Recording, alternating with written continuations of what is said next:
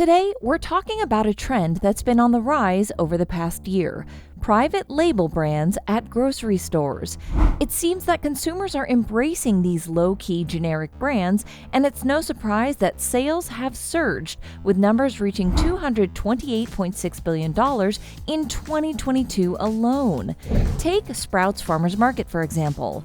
The CEO, Jack Sinclair, recently shared on their earnings call that their private label brand hit a remarkable $1 billion in sales late last year.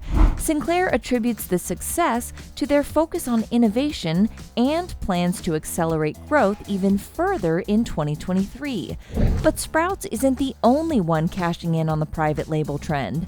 Other grocery chains like Kroger and big box retailers such as Target are also expanding their private label offerings. Speaking of Target, did you know that they were the only retailer to have more than one brand on the list of the 10 fastest growing private label brands in 2022? That's a huge accomplishment. But what's the appeal of private label brands? Well, for starters, they tend to be priced lower than their brand name counterparts. And this creates vital word-of-mouth evangelism amongst consumers, which is as important as the other end of the scale, where Starbucks, who started designing menu items with their Instagram ability in mind. It's not just groceries that are benefiting from this trend.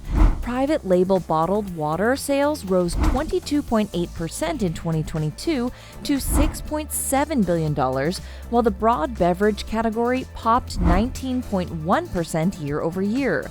Liquor and floral also posted impressive gains, but the biggest winner? Private label eggs. Sales soared 49.6% in 2022, ending the year at $5.7 billion.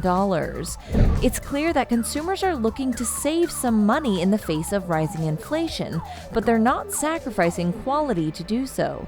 In fact, a recent survey found that 73% of people said they'd continue to buy private label brands even as the economy rebounds.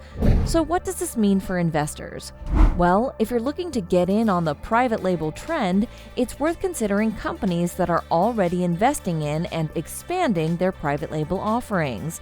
And if Target's success is any indication, capturing consumers via private label brands could sweeten a company's long-term investment case.